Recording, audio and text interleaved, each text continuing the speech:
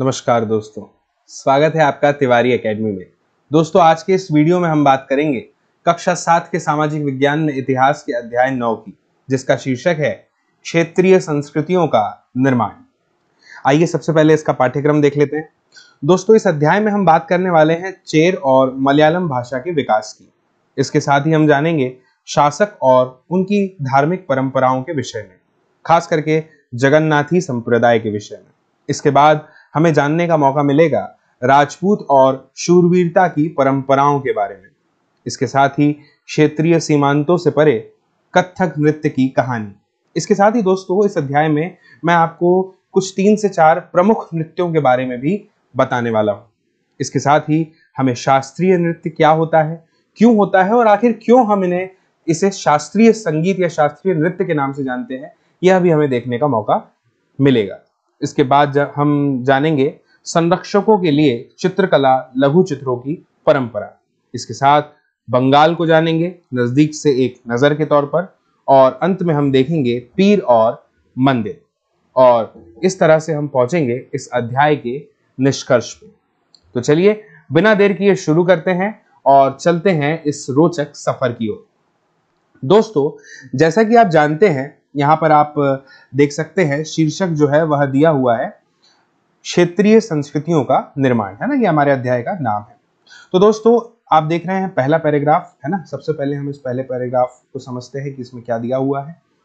दोस्तों, अगर मैं आपसे कहूं कि आप यदि लोगों के बारे में बताइए, है ना, उन लोगों के बारे में बताइए जो आपकी क्लास में पढ़ते हैं, आपके सेक्शन में है, तो आप किस प्रकार से उन लोगों के बारे में मुझे बता सकते हैं? वो कौन कौन से पैमाने होंगे जिसके तौर पर आप जो हैं लोगों के विषय में जानकारी मुझे देंगे?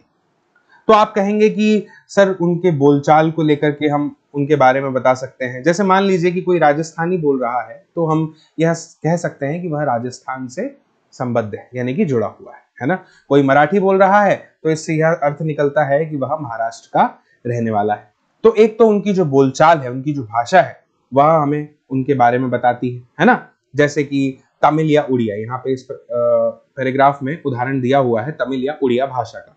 तो आमतौर पर इसका क्या अर्थ हुआ? अगर कोई व्यक्ति हमारे सामने तमिल कह रहा है, तमिल में बोल रहा है या फिर उड़िया में बोल रहा है, तो आमतौर पर हम इसका यही अर्थ निकालेंगे ना दोस्तों कि या तो वह तमिल या उड़िया बोलता है तो वह तमिलनाडु या फिर उड़ीसा में रहता होगा, है ना। बिल्कुल सही कहा ना मैंने। और इसी प्रकार से हम हर क्षेत्र को कुछ खास किस्म के भोजनों के आधार पर भी पहचानते हैं। भाई, अलग अलग जगह का अलग अलग भोजन होता है ना। आप जानते हैं कि यदि दक्षिण भारतीय मैं भोजन की बात करूं तो इडली आपको याद आ जाएगी, है ना। इसी प्रकार से अगर गुजरात की बात करूं तो फाफड़ा, जलेबी, यह सब याद आएगा, है ना।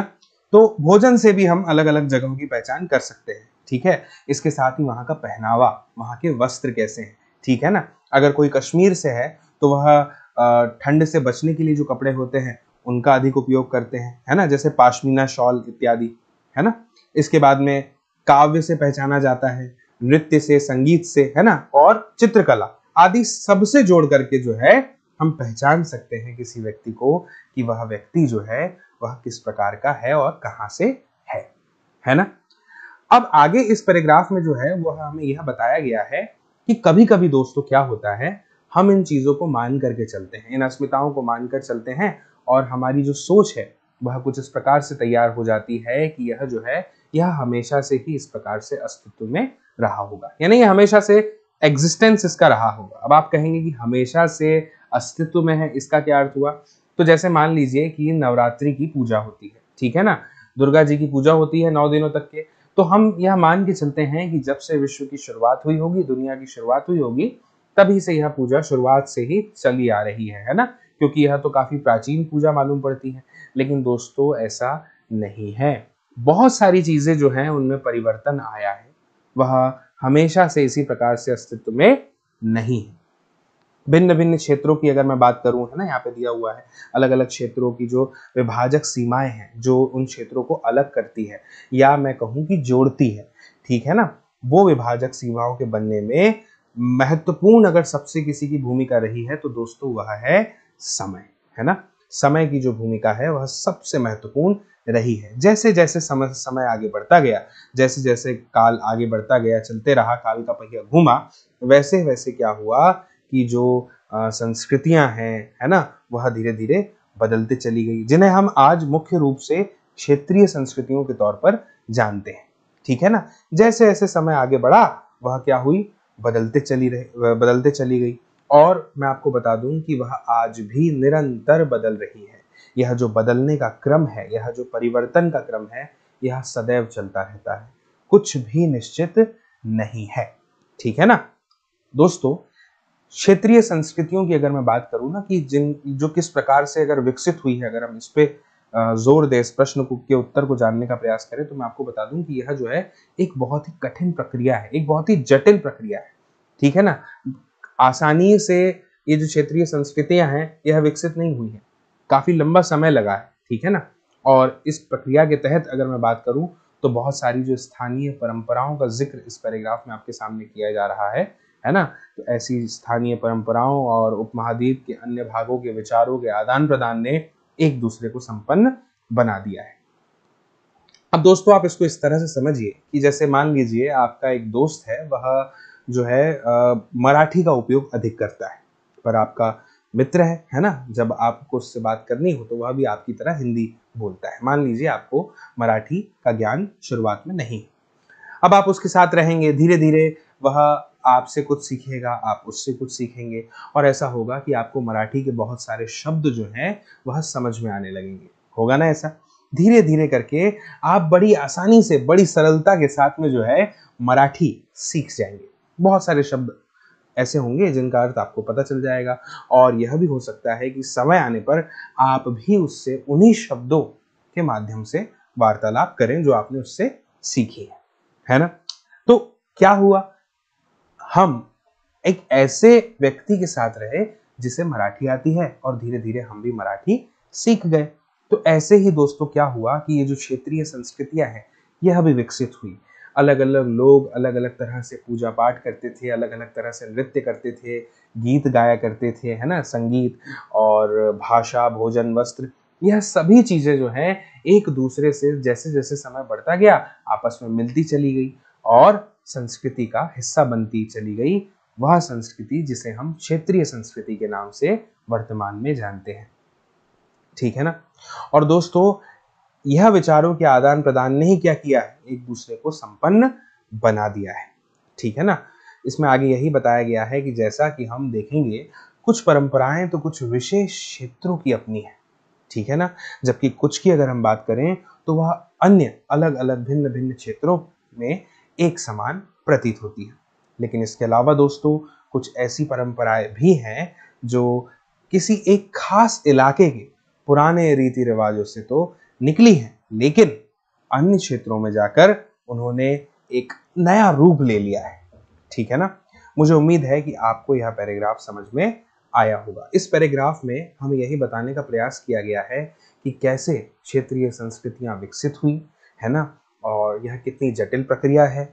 और इसके बाद हमें यह भी समझ में आया कि किस प्रकार से अलग अलग लोग, अलग अलग विभाजक सीमाएं जो क्षेत्रों की होती हैं, उनके द्वारा लोगों ने अपनी संस्कृति में अपने जो विचार है उनके आदान प्रदान से जो है अलग अलग क्षेत्रों में क्या किया, अपनी संस्कृति को संपन्न बनाया। ठीक है ना। ओके, अब आगे बढ़ते हैं दोस्तों, और इस शीर्षक को पढ़ते हैं जो है चेर और मलयालम भाषा का विकास, है ना। इसे हमने अपने पाठ्यक्रम में सबसे पहले सबसे ऊपर रखा है।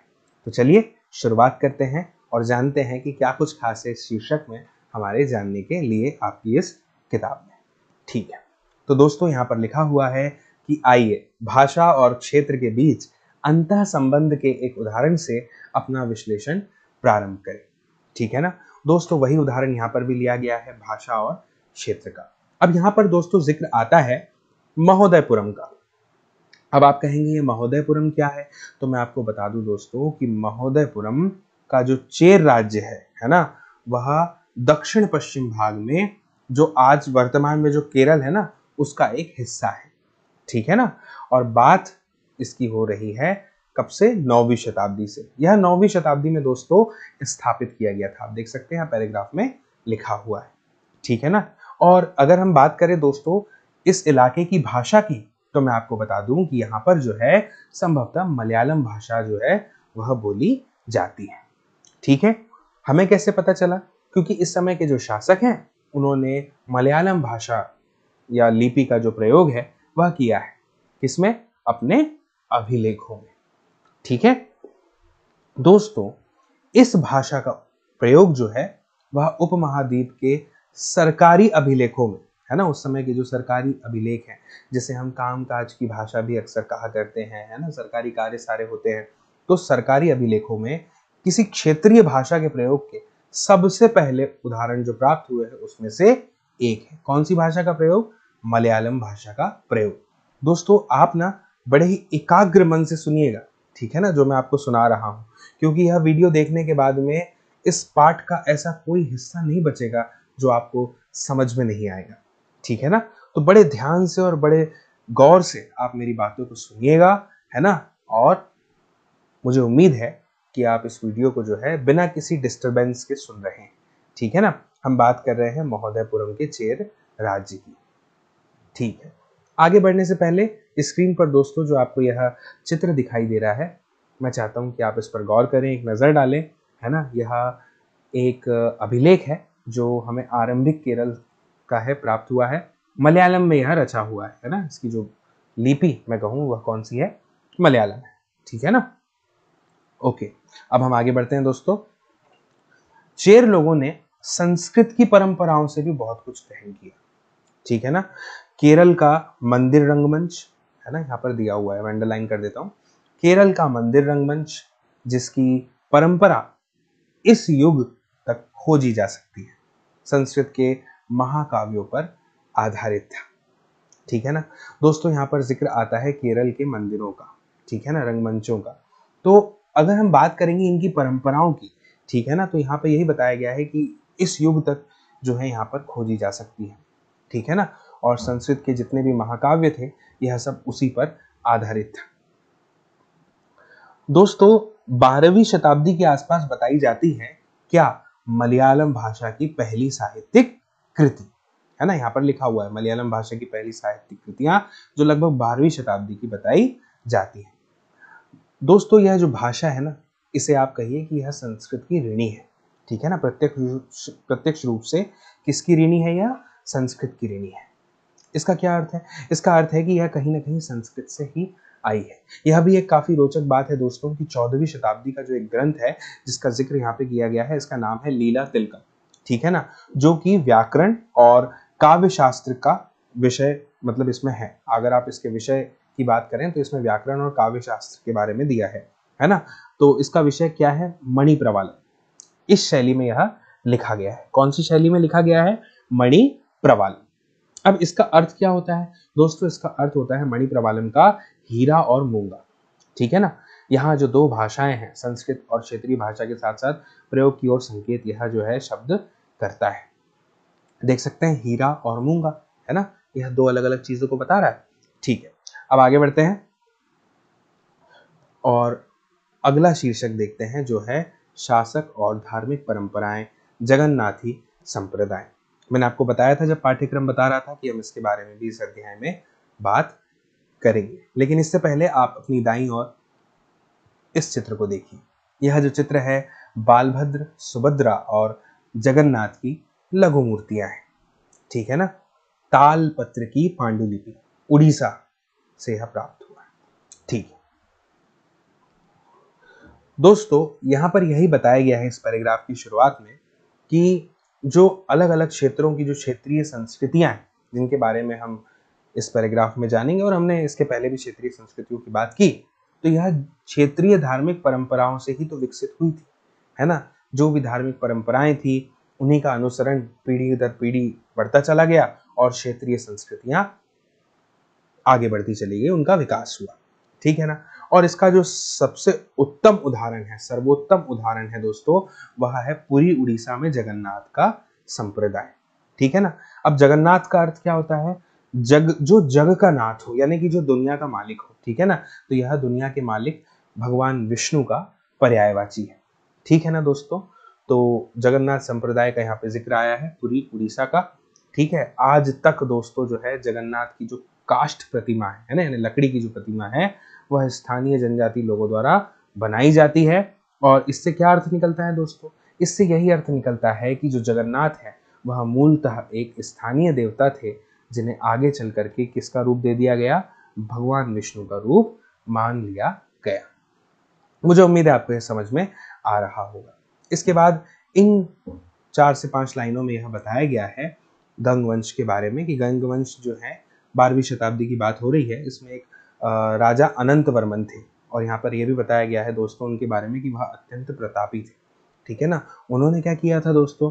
गंग वंश के राजा अनंत वर्मन ने पुरी में पुरुषोत्तम जगन्नाथ के लिए एक मंदिर बनवाने का निश्चय किया था। ठीक है ना। और उसके बाद दोस्तों 1230 में राजा अनंग भीम तृतीय ने अपना राज्य पुरुषोत्तम जगन्नाथ को क्या कर दिया था? अर्पित कर दिया, और स्वयं को जगन्नाथ का प्रतिनियुक्त घोषित किया। दोस्तों हमने पिछले अध्यायों में भी यही देखा है, आपने मुझे उम्मीद है पहले के वीडियो जरूर देखे होंगे।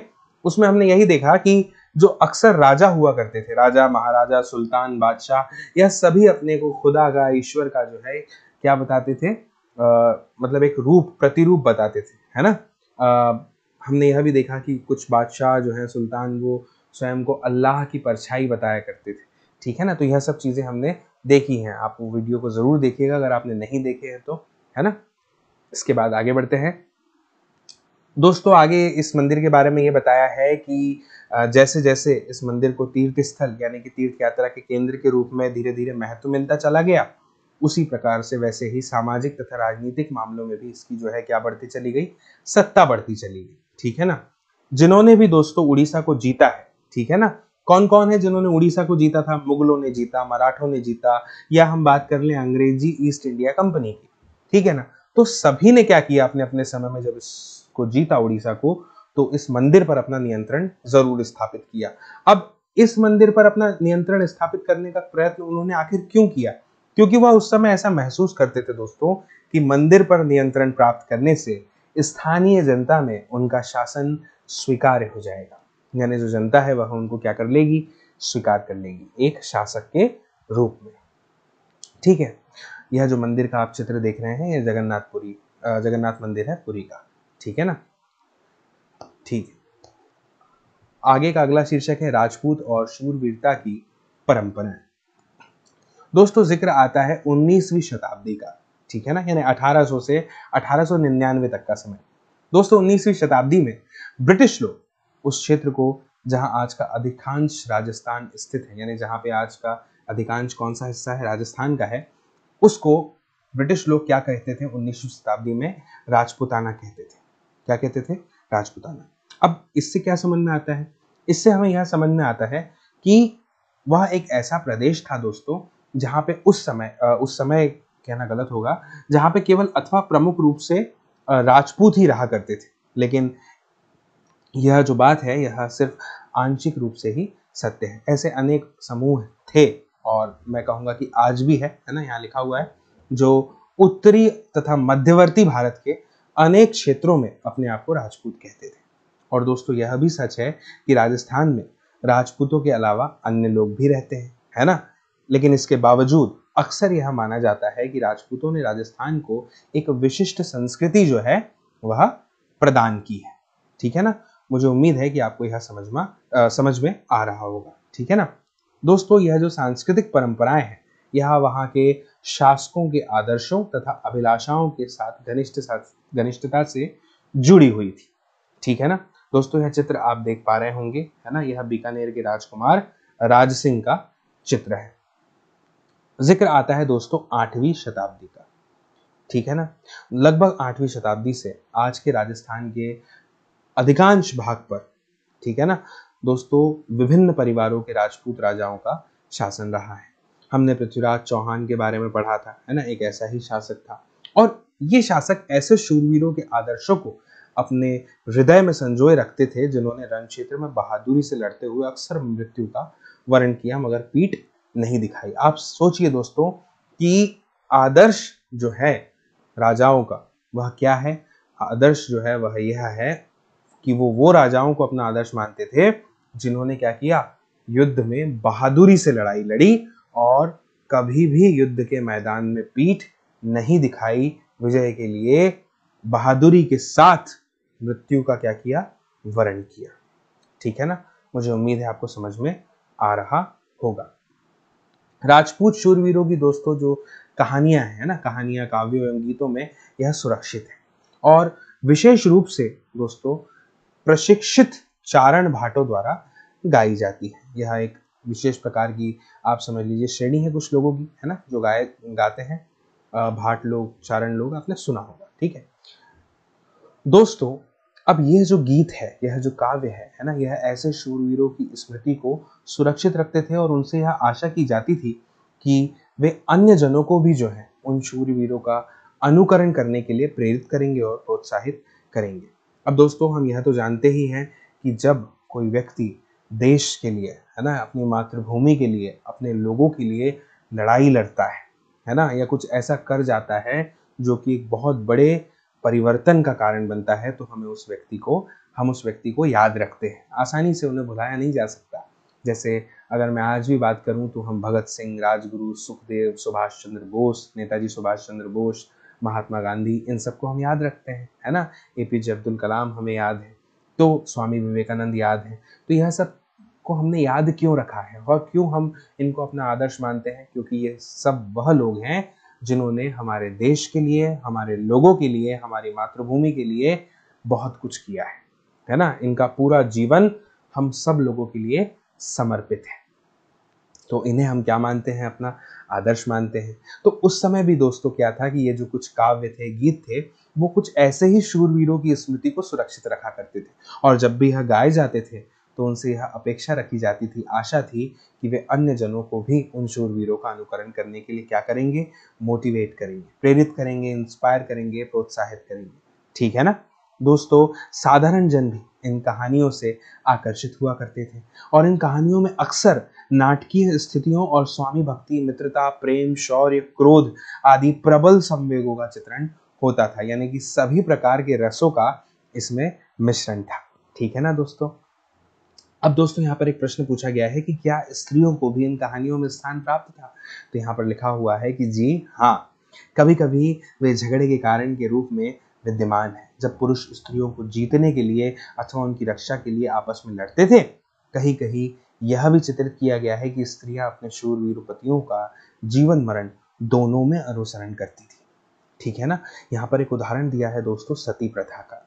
ठीक है ना। इस प्रथा में क्या होता था कि जो पति मर जाया करते थे, उनके साथ ही जो उनकी पत्नी है वह भी क्या हो जाती थी, उनको भी जो है मतलब उनके शव के साथ में जिंदा जला दिया जाता था और इस प्रथा को सती प्रथा कहा जाता था। चिता पर जिंदा जल जाने की प्रथा का भी कुछ कहानियों में उल्लेख पाया जाता है। इस प्रकार जो लोग शूरवीरता के आदर्शों का पालन करते थे, उन्हें अक्सर इस आदर्श के लिए अपने जीवन का बलिदान करना होता था। मुझे उम्मीद है दोस्तों कि आपको सब समझ में आ रहा होगा। ठीक है ना। अब यह एक नक्शा है जिसमें वह क्षेत्र को दिखाया गया है जिनकी इस अध्याय में चर्चा की गई है ना। आप देख पा रहे हैं यह मध्य प्रदेश है ना, मध्य में स्थित है। यह छत्तीसगढ़ है, पहले मध्य प्रदेश का ही हिस्सा हुआ करता था, फिर अलग हो गया, है ना, 2000 के आसपास। इसके बाद में यहाँ पर देखेंगे कि आप छत्तीसगढ़ से ही लगा हुआ यहाँ पर झारखंड है। ठीक है ना। और झारखंड से ऊपर की ओर लगा हुआ है ये बिहार। ठीक है ना दोस्तों। भारत का नक्शा तो आपका परिचित होगा ही होगा, है ना। आप देख सकते हैं कि अगर मैं बात करूं इस भारत के नक्शे में पश्चिमी दिशा की, तो यहाँ पर आप देखिए गुजरात आपको दिखाई दे रहा है ना। पूर्व की अगर मैं बात करूं तो ये हिस्सा आप यहाँ पर देख सकते हैं। ठीक है ना। मध्य में मध्य प्रदेश है ही, जिसके साथ छत्तीसगढ़, महाराष्ट्र, उत्तर प्रदेश, राजस्थान, गुजरात, यह सब जो है जुड़े हुए है ना। ठीक है, आगे बढ़ते हैं।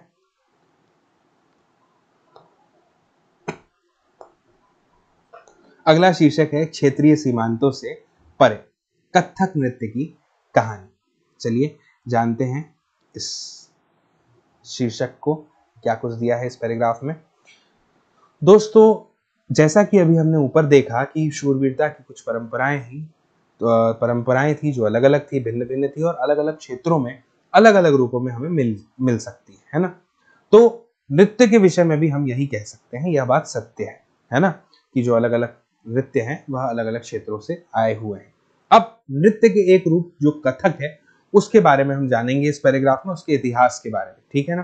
तो दोस्तों कथक जो है यह नृत्य शैली उत्तर भारत के अनेक भागों से जुड़ी हुई है। याद रखिए उत्तर भारत की बात की जा रही है ना। मैं आपको पहले नक्शे में दिखा देता हूं। देखिए दोस्तों यह जो भारत है ना यह उत्तर भारत है, ठीक है ना, जो उत्तर दिशा में है, तो यहाँ की बात की जा रही है। चलिए आगे बढ़ते हैं,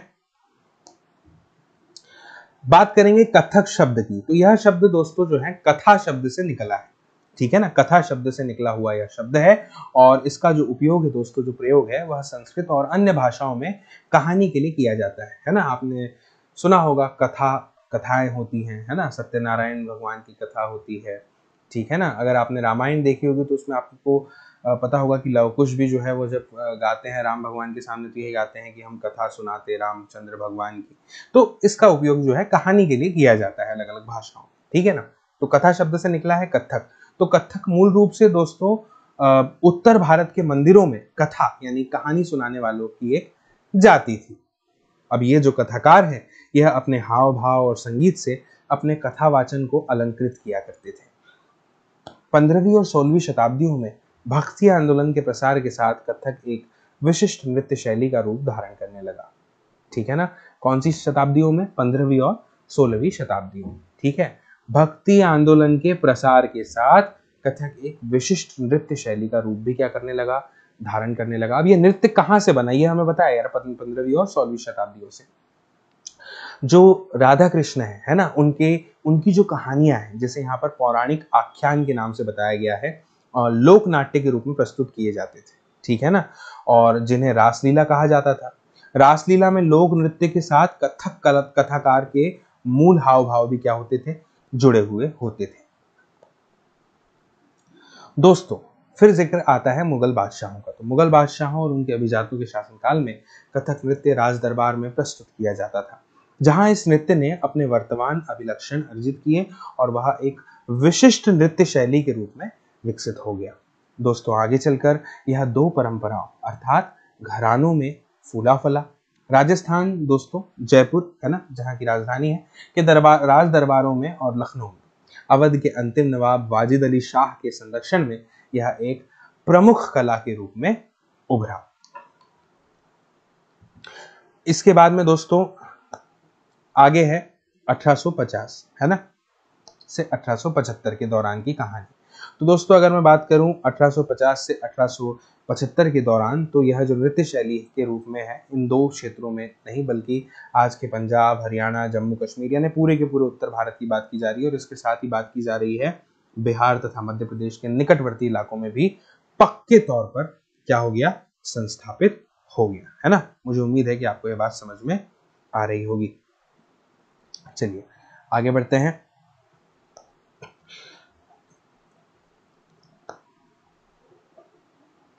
दोस्तों आगे है कि अनेक अन्य सांस्कृतिक गतिविधियों की तरह कथक को भी 19वीं तथा 20वीं शताब्दियों में अधिकांश ब्रिटिश प्रशासकों ने नापसंद किया। फिर भी यह जीवित बचा रहा और गणिकाओं द्वारा पेश किया जाता रहा। स्वतंत्रता प्राप्ति के बाद तो देश में इसे 6 शास्त्रीय नृत्यों के रूप में मान्यता मिल गई। यहाँ पे एक शब्द आया है शास्त्रीय नृत्य, तो इस बॉक्स में हमें उसके बारे में जानकारी दी गई है। आइए जानते हैं शास्त्रीय नृत्य के विषय में। दोस्तों यहाँ पर हमसे यह प्रश्न पूछा गया है कि आखिर कौन सी कला को, किस कला को जो है शास्त्रीय माना जाए। अब इस पे हमें अलग अलग उदाहरणों के माध्यम से प्रश्न पूछे गए हैं, अलग अलग बातें कही गई हैं, है ना। इस प्रश्न का उत्तर यहाँ पर यह बताया गया है कि अक्सर बहुत कठिन होता है दे पाना, ठीक है ना। सबसे पहले हमसे पूछा गया कि क्या हम उस रूप या शैली को शास्त्रीय कहते हैं जिसका विषय धार्मिक हो, यानी वो धर्म से जुड़ा हुआ हो, है ना, जैसे ईश्वर की कथाएं, कहानियां और उनका प्रस्तुतिकरण।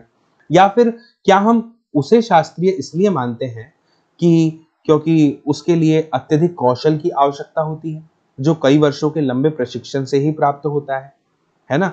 आप जानते हैं कि यह जो है आसान नहीं होता है ना, इसके लिए बहुत प्रशिक्षण की आवश्यकता पड़ती है, अत्यधिक कौशल की आवश्यकता पड़ती है जो कि आसानी से प्राप्त नहीं होता, मेहनत करनी पड़ती है।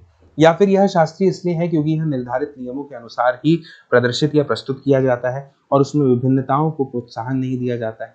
ये कुछ ऐसे प्रश्न हैं जिन पर हमें विचार करने की आवश्यकता है।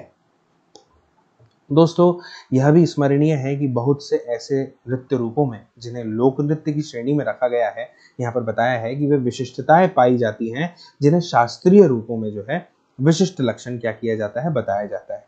दोस्तों यहाँ पर यह भी बताया गया है कि शास्त्रीय विशेषण का प्रयोग उन कला रूपों की श्रेष्ठता का सूचक हो सकता है, फिर भी यह हमेशा शब्दशः सही नहीं होता है। अब यहाँ पे कुछ अन्य नृत्यों के बारे में जो है बताया गया है, आप इस चित्र को देख सकते हैं, है ना। ये कथक करती हुई नृत्यांगनाएं हैं और एक दरबार का ही चित्र है, दरबारी चित्र है। यहाँ पर नाम दिया गया है भरतनाट्यम का, है ना। कथकली, ओडिशा, ओडिसी, कुचिपुड़ी और मणिपुरी, है ना। इसमें यहाँ पर ये लिखा है कि इनमें से किसी एक नृत्य के रूप के बारे में अधिक जानकारी प्राप्त करने के लिए कहा है। ठीक है, तो मैं आपको 2-3 के विषय में बता देता हूँ, एक की क्या बात है। सबसे पहले मैं आपको बताता हूँ भरतनाट्यम के विषय में, ठीक है ना।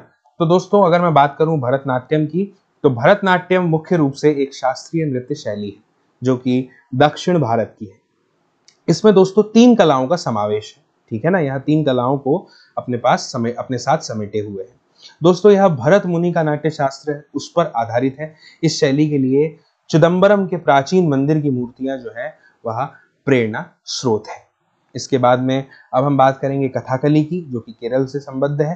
तो दोस्तों कथकली जो है वह 17वीं शताब्दी से शुरू हुआ था, और यदि हम विद्वानों की माने तो रामनाट्यम जो कि तमपुराण द्वारा रचा गया था, उसी का यह एक विकसित रूप है। यह त्रावणकोर, कोचीन और मालाबार के आसपास की एक प्रचलित नृत्य शैली है। इसके साथ ही यह एक सुप्रसिद्ध शास्त्रीय रंग कला भी है। इसके बाद हम बात करेंगे ओडिसी की, ठीक है ना। तो ओडिसी के बारे में भी मैं आपको बता देता हूं। यह एक शास्त्रीय नृत्य शैली है जो कि ओडिशा की है। ओडिसी सबसे पुराने जीवित नृत्य रूपों में से एक माना जाता है। देवदासियां जो कि मंदिर में नृत्य किया करती थी, उनसे इनका जन्म हुआ। शिलालेखों में भी इस नृत्य का उल्लेख हमें मिल जाता है। मुझे उम्मीद है आपको यह समझ में आया होगा।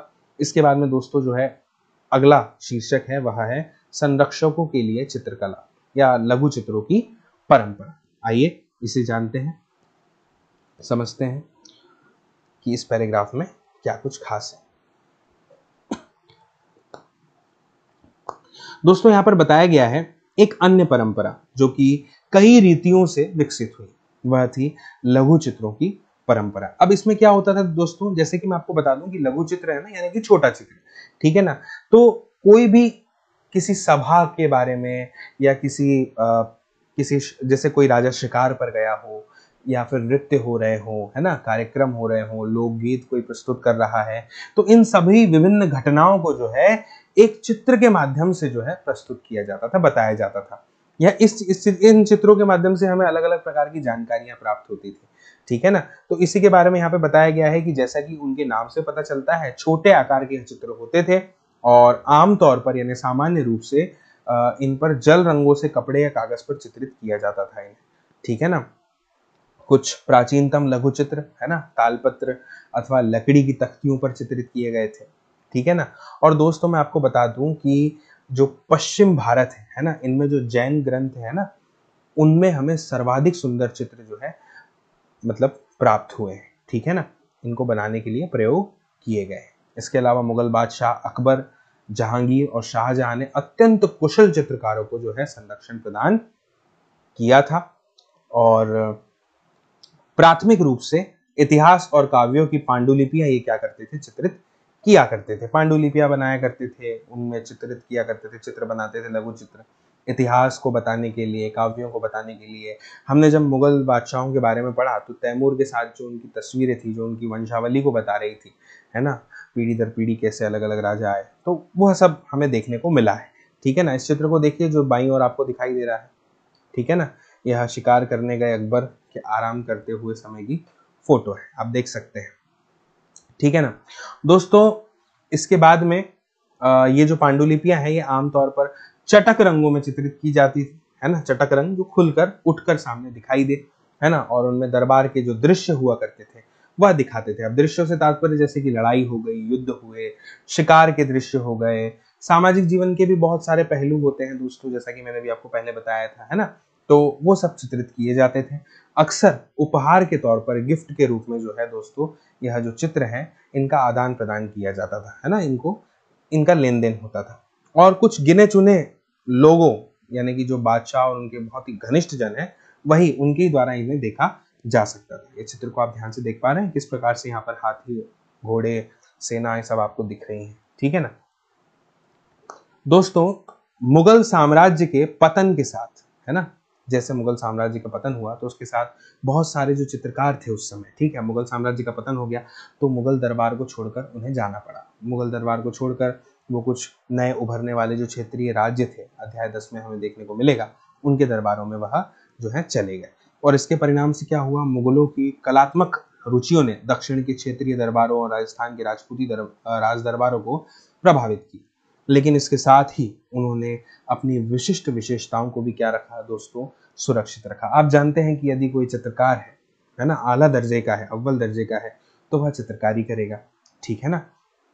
मुगल उदाहरणों का अनुसरण करते हुए जो है शासकों तथा उनके दरबारों के दृश्य चित्रित किए जाने लगे। अब दोस्तों कोई चित्रकार है तो वह जहां भी जाएगा चित्र ही बनाएगा, ठीक है ना। लेकिन जब अंतर कहां से पड़ेगा, क्षेत्रों से अंतर पड़ जाएगा। मान लीजिए कि वह किसी एक क्षेत्र में गया है, पहले वहां चित्र बना रहा था, दूसरे क्षेत्र में चला गया, वहां का रहन सहन अलग है, पहनावा अलग है, भोजन अलग है ना, लोग अलग है, उनकी भाषाएं अलग है, तो चित्रों में भी इसका असर जो है वह देखने को मिलता है। इनके साथ साथ मेवाड़, जोधपुर, बूंदी, कोटा, किशनगढ़ ऐसे केंद्रों में पौराणिक कथाओं तथा काव्यों के विषयों का चित्रण बराबर जारी रहा। अब आप समझ सकते हैं कि किस प्रकार से जो है क्षेत्रीय संस्कृतियों का विकास होता चला गया और कैसे इन्होंने अपने आप को संपन्न बनाया। क्षेत्रीय संस्कृतियों ने कैसे, क्षेत्रीय संस्कृतियां कब संपन्न हुई होंगी, जब वह आपस में विचारों का आदान प्रदान जो है हमें यहाँ पे देखने को मिल रहा होगा। और दोस्तों ऐसा ही एक अन्य क्षेत्र था आधुनिक हिमाचल प्रदेश के इर्द गिर्द, हिमालय की तलहटी का इलाका। इस चित्र को देख सकते हैं आप, होली खेलते हुए महाराणा राम सिंह द्वितीय को बताया गया है, राजपूत लघु चित्र है, कोटा से प्राप्त है, ठीक है ना। चलिए आगे बढ़ते हैं। 17वीं शताब्दी के बाद वाले वर्षों में इस क्षेत्र में लघु चित्रकला की एक साहसपूर्ण और भावप्रवण शैली का विकास हो गया। भावप्रवण शैली से तात्पर्य होता है दोस्तों जो भावों की अभिव्यक्ति करे, ठीक है ना, जिसे बसोहली शैली कहा जाता है। यहाँ जो सबसे लोकप्रिय पुस्तक चित्रित की गई थी दोस्तों वह थी भानुदत्त की रसमंजरी। 1739 में नादिर शाह के आक्रमण और दिल्ली विजय के परिणाम स्वरूप मुगल कलाकार मैदानी इलाकों की अनिश्चितताओं से बचने के लिए पहाड़ी क्षेत्रों की ओर पलायन कर जाते हैं, ठीक है ना। दोस्तों इस चित्र को ध्यान से देखिए, यह कृष्ण राधा और उसकी सखियां, पहाड़ी लघु चित्र कांगड़ा है, कांगड़ा का दिखाया गया है। अभी इसके विषय में हम आगे चर्चा करेंगे। आप देख सकते हैं कितनी खूबसूरती से इस चित्र को बनाया गया है ना। पेड़ पौधे कितने अलग दिखाई दे रहे हैं, है ना, ठीक है। और जब ये लोग गए तो उन्हें वहां जाते ही आश्रयदाता अपने तैयार मिल गए। इसके फलस्वरूप क्या हुआ दोस्तों, चित्रकारी की कांगड़ा शैली विकसित हुई, जिसका अभी एक उदाहरण हमने देखा, ठीक है ना। दोस्तों 18वीं शताब्दी के बीच में, 18वीं शताब्दी के मध्य भाग तक कांगड़ा के कलाकारों ने एक नई शैली विकसित कर ली थी, ठीक है ना, जिसमें लघु चित्रकारी में एक नई जान डाल दी थी जिसने, ठीक ठीक है। और उनकी जो प्रेरणा का स्रोत है वह क्या थे, वह थी वहां की वैष्णव परंपराएं, ठीक है ना। वैष्णव परंपराएं क्या होती है, यह हमने अध्याय 8 में बहुत अच्छे से सीखा जाना। ठंडे नीले और हरे रंगों सहित कोमल रंगों का प्रयोग और विषयों का काव्यात्मक निरूपण कांगड़ा शैली की विशेषता थी, ठीक है ना। दोस्तों हमें यहाँ पर एक चीज याद रखनी है, स्मरण में रखना है कि जो साधारण स्त्री पुरुष थे ना, सिर्फ चित्रकार लोग ही नहीं बल्कि साधारण स्त्री पुरुष भी जो है बर्तनों पर, दीवारों पर, कपड़ों पर, फर्श आदि पर जो है अपनी कलाकृतियां चित्रित किया करते थे और कला के इन नमूनों में से कुछ ही बच पाते थे। इसके विपरीत लघु चित्र राजमहलों में सावधानी पूर्वक रखे जाते थे जिससे वे सदियों तक सुरक्षित रह सके। इसके बाद में जिक्र आता है दोस्तों बंगाल का। बंगाल नजदीक से एक नजर, आइए इसे भी जानते हैं। एक क्षेत्रीय भाषा का विकास।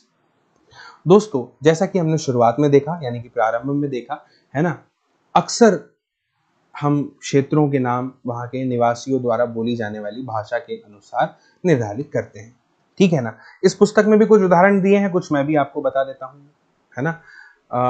जैसे कि दोस्तों मैं आपको बता दूं कि जो मराठी है ना, अब वो बोली जाती है, तो मैं आपको बता दूं मराठी का नाम मराठी संभवतः जो है वो इसलिए रखा गया क्योंकि जो राजा थे उस समय उनको रठीक कहा जाता था, है ना। तो जो महाराजा है उनको महारठी कहा गया, और उनके द्वारा बोली गई जो भाषा है, उनके द्वारा उपयोग में लाई जाने भाषा वो मराठी हो गई, ठीक है ना। तो इसलिए हम ये मान लेते हैं कि जैसे बंगाल में लोग हमेशा बंगाली बोलते हैं, है ना। लेकिन दोस्तों ये एक दिलचस्प बात है कि आज बंगाली जो है वह संस्कृत से निकली हुई भाषा मानी जाती है। प्रारंभिक यानी शुरुआती ईसा पूर्व की यहाँ पे बताया प्रथम सहस्त्राब्दी के मध्य के भाग के संस्कृत ग्रंथों के अध्ययन से हमें यह पता चलता है कि बंगाल के लोग संस्कृत से उपजी हुई भाषाएं नहीं बोलते थे। तो फिर ये प्रश्न है कि नई भाषा का उद्भव कैसे हुआ, ये जानते हैं। लेकिन उससे पहले मैं आपको बता दूं कि जो बंगाली रामायण है ना, उसके तालपत्र की पांडुलिपि का यह एक पृष्ठ है, आप देख सकते हैं। दोस्तों ईसा से पूर्व चौथी से तीसरी शताब्दी से बंगाल और मगध यानी कि दक्षिण बिहार के बीच वाणिज्यिक संबंध स्थापित होने लगे थे, ठीक है। और इसी के कारण जो है संस्कृत का प्रभाव क्या हो गया होगा, बढ़ता गया होगा। दोस्तों चौथी शताब्दी आती है ना, और चौथी शताब्दी के मध्य में दौरान गुप्त वंशीय शासक जो थे, है ना, उन्होंने उत्तरी बंगाल पर अपना राजनीतिक नियंत्रण स्थापित कर लिया था। दोस्तों जब भी मैं आपसे ये कहता हूं कि चौथी शताब्दी के दौरान, 19वीं शताब्दी के दौरान, 8वीं शताब्दी के दौरान, 12वीं, 17वीं, तो आप कृपया इन्हें याद रखने का थोड़ा सा प्रयास कीजिएगा।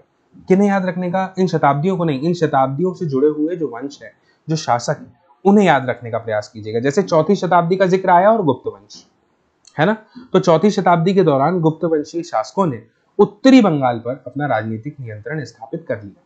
फिर क्या हुआ दोस्तों, वहां जो ब्राह्मण थे उनको उन्होंने क्या कर दिया, बसाना शुरू कर दिया कि भाई आप भी यहाँ पे आकर बसना शुरू करें। इस प्रकार से दोस्तों गंगा की मध्य घाटी के भाषाई तथा सांस्कृतिक प्रभाव अधिक प्रबल होते चले गए।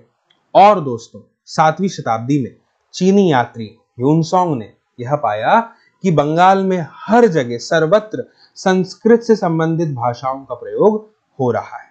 कौन सी भाषाओं का प्रयोग हो रहा है? संस्कृत से संबंधित भाषाओं का प्रयोग हो रहा है। किसने बताया ये? चीनी यात्री ह्यूनसोंग ने। दोस्तों 8वीं शताब्दी से जो पाल शासक थे, है ना, उनके अंतर्गत एक क्षेत्रीय राज्य का उद्भव हो गया, है ना। हमने अध्याय 2 में इनके बारे में दोस्तों पढ़ा था, है ना। हमने त्रिपक्षीय संघर्ष के विषय में पढ़ा था, आप याद कीजिए, ठीक है ना।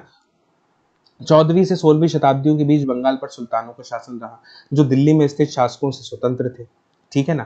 फिर 1586 में जब अकबर ने इस प्रदेश यानी कि बंगाल को जीत लिया तो उसे सूबा माना जाने लगा।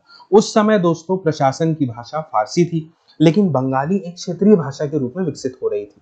वस्तुतः क्या हुआ दोस्तों, 15वीं शताब्दी तक आते आते उपभाषाओं तथा बोलियों का जो बंगाली समूह है एक सामान्य साहित्यिक भाषा के द्वारा एकबद्ध हो गया, और यह साहित्यिक भाषा उस क्षेत्र के पश्चिमी भाग की बोलचाल की भाषा थी, जिससे अब जो है दोस्तों बंगाल कहा जाता है। यद्यपि बंगाली का उद्भव संस्कृत से ही हुआ, पर यह अपने क्रम विकास की अनेक अवस्थाओं से गुजरी है। इसके अलावा गैर संस्कृत शब्दों का एक विशाल शब्द भंडार जो जनजातीय भाषाओं, फारसी और यूरोपीय भाषाओं सहित अनेक स्रोतों से इसे प्राप्त हुआ है, आधुनिक बंगाली का एक हिस्सा बन गया है।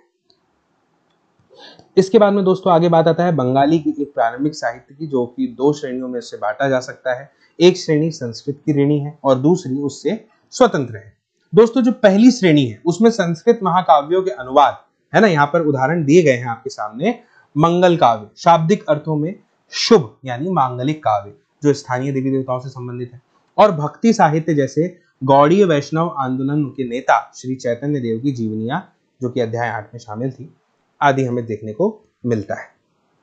दूसरी श्रेणी में दोस्तों जो है नाथ सहित शामिल है, जैसे मैनामती गोपीचंद्र के गीत, धर्म ठाकुर की पूजा से संबंधित कहानियां, परी कथाएं, लोक कथाएं और गाथा गीत। चलिए आगे बढ़ते हैं, और आगे बढ़ने से पहले हम जान लेते हैं इस बॉक्स में दी गई जानकारी जो है मैनामती गोपीचंद्र और धर्म ठाकुर शीर्षक के अंतर्गत।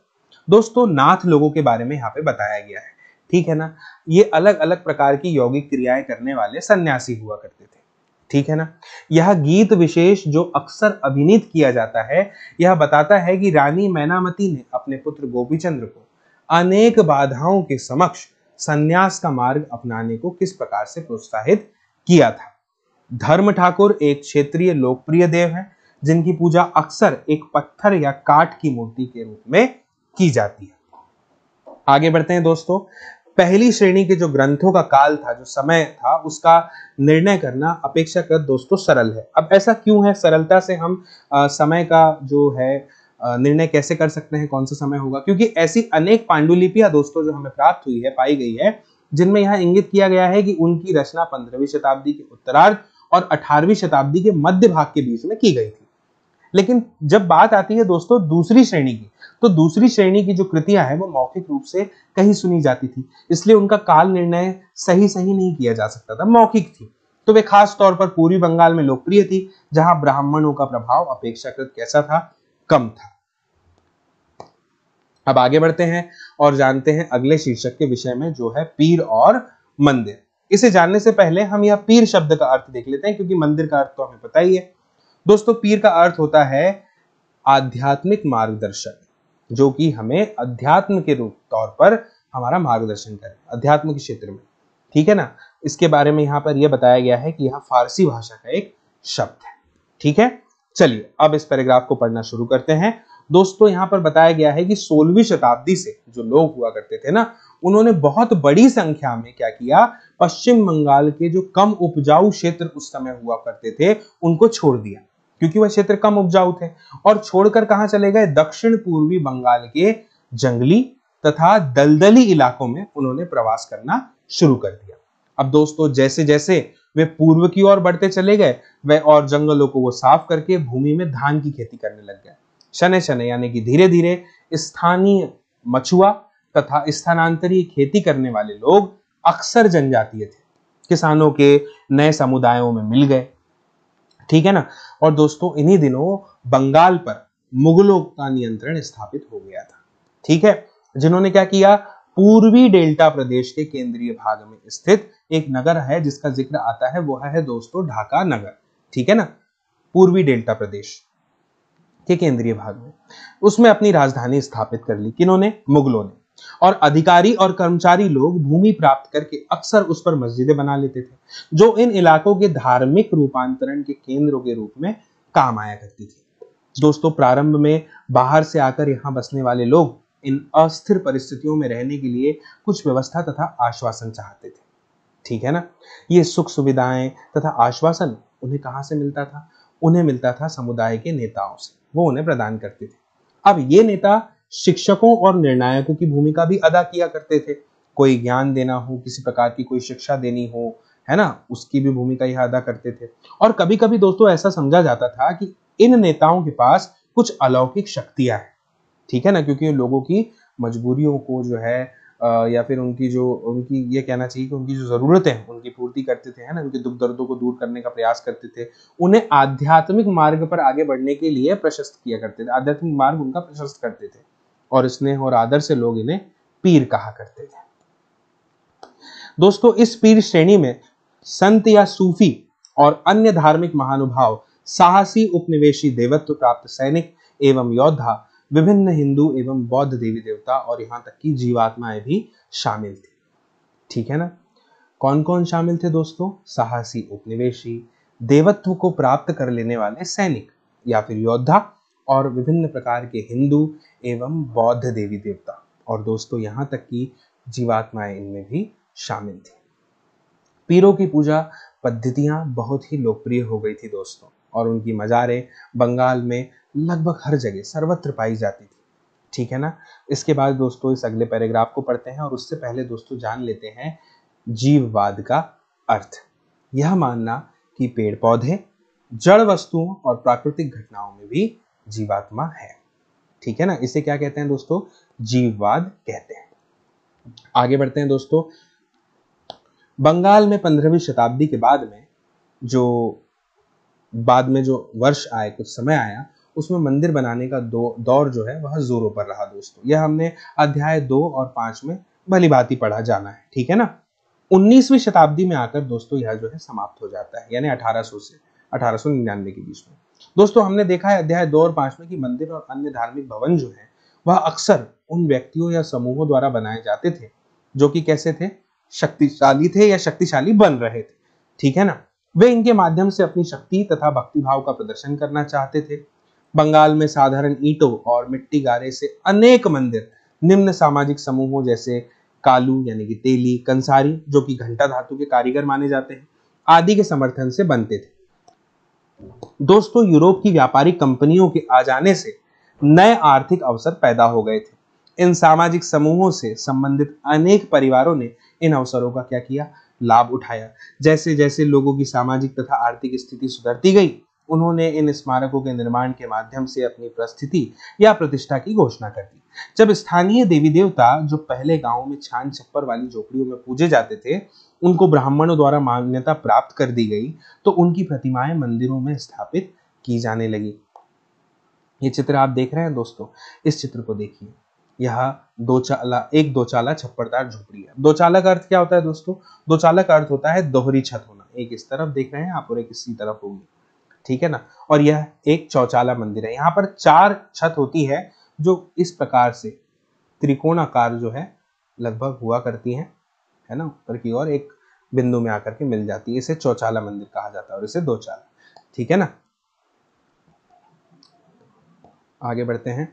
इस चित्र को आप देख रहे हैं, यह चित्र गोपियों के साथ कृष्ण श्यामपुर मंदिर से पकी मिट्टी की एक पटिया विष्णुपुर से प्राप्त हुई है, ठीक है ना। बीच में आप देख रहे हैं कृष्ण है। आगे बढ़ते हैं। जैसा कि मैंने अभी आपको बताया दोस्तों, इन मंदिरों की शक्ल या आकृति बंगाल की छप्परदार झोपड़ियों की तरह दो चाला यानी 2 छतों वाली या चौचाला यानी कि 4 छतों वाली होती थी। दोस्तों यहाँ पर हमसे कहा जा रहा है कि 5वें अध्याय में वर्णित बंगाली गुंबद को याद करें, है ना। हमने जैसे 5वें अध्याय में देखा था, आपने नहीं देखा तो आप वीडियो पे जाके देख सकते हैं। इसके कारण मंदिरों की स्थापत्य कला में विशिष्ट बंगाली शैली का प्रादुर्भाव हुआ। अपेक्षाकृत अधिक जटिल चौचाला यानी 4 छतों वाली ढांचे में 4 त्रिकोणीय छतें 4 दीवारों पर रखी जाती थी, जो ऊपर तिर्यक रेखा या एक बिंदु तक जाती थी। मैंने अभी आपको चित्र में बताया था बना करके। दोस्तों मंदिर आमतौर पर एक वर्गाकार चबूतरे पर बनाए जाते थे। उनके भीतरी भाग में कोई सजावट जो है वह नहीं होती थी। लेकिन अनेक मंदिरों की बाहरी दीवारें चित्रकारियों, सजावटी टाइलों अथवा मिट्टी की पट्टियों से सजी होती थी। कुछ मंदिरों में, विशेष रूप से पश्चिम बंगाल के बांकुरा जिले में विष्णुपुर के मंदिरों में ऐसी सजावटें अत्यंत उत्कृष्ट कोटि तक पहुंच चुकी थी। इसके बाद में दोस्तों अगला शीर्षक आता है मछली भोजन के रूप में। आइए इस शीर्षक को भी पढ़ते हैं, जानते हैं। दोस्तों परंपरागत भोजन संबंधी आदतें आमतौर पर स्थानीय रूप से उपलब्ध खाद्य पदार्थों पर निर्भर करती है। मान लीजिए कि आप किसी ऐसी जगह पर रहते हैं, किसी ऐसे स्थान पर रहते हैं जहां पर आपको अधिक मात्रा में सेब का उत्पादन होता है, तो सामान्य सी बात है कि वहां के भोजन में यह जरूर वहां के फलों में जो है शामिल किया जाएगा, ठीक है ना।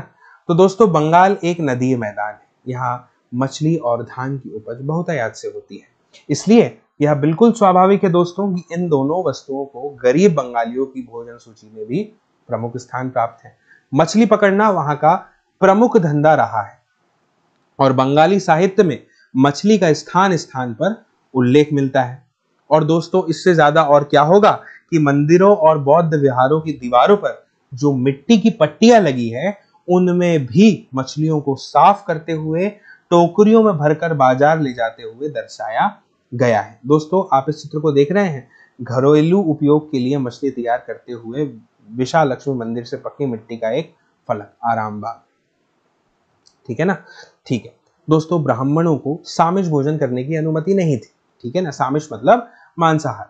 लेकिन स्थानीय आहार में मछली की लोकप्रियता को देखते हुए ब्राह्मण धर्म के विशेषज्ञों ने बंगाली ब्राह्मणों के लिए इस निषेध में ढील दे दी। बृहद धर्म पुराण, जो कि बंगाल में रचित 13वीं शताब्दी का एक संस्कृत ग्रंथ है, उसने स्थानीय ब्राह्मणों को कुछ खास किस्मों की मछली खाने की अनुमति दे दी। इसके पश्चात दोस्तों अब हम बात करेंगे यूरोप में राष्ट्र राज्यों के उदय की, जो इस बॉक्स में जानकारी दी गई है। आइए जानते हैं। इसको मैं शब्दशः आपके सामने पढ़ना चाहूंगा और समझाने का प्रयास करूंगा। दोस्तों 18वीं शताब्दी का जिक्र आता है। जैसे जैसे 18वीं शताब्दी अपने अंत तक पहुंची, वैसे वैसे यूरोप के लोग स्वयं को एक साम्राज्य, जैसे कि उदाहरण भी यहाँ पे दिया हुआ है, ऑस्ट्रिया हंगरी साम्राज्य की प्रजा या किसी चर्च जैसे यूनानी रूढ़िवादी चर्च के सदस्य मानते थे। ठीक है ना। लेकिन दोस्तों 18वीं शताब्दी के अंतिम शासकों में लोग स्वयं को एक ऐसे समुदाय के सदस्य के रूप में भी पहचानने लगे जो कि एक भाषा जैसे कि फ्रेंच या जर्मन बोलते थे। दोस्तों प्रारंभिक 19वीं शताब्दी में रोमानिया में विद्यालयी पाठ्य पुस्तकें ग्रीक भाषा के स्थान पर रोमानियन में लिखी जाने लगी और हंगरी में लैटिन के स्थान पर हंगेरियन को राजभाषा के रूप में अपनाया गया। और यह और इसी प्रकार की अन्य प्रक्रियाओं ने क्या किया, लोगों को यह बोध कराया कि प्रत्येक भाषी समुदाय एक अलग राष्ट्र था। 19वीं शताब्दी के अंतिम दशकों में इटली और जर्मनी के एकीकरण के लिए हुए आंदोलनों ने इस भावना को और अधिक बल दिया। ठीक है ना दोस्तों, मुझे उम्मीद है कि यह आपको समझ में अध्याय पूरी तरह से आ गया होगा।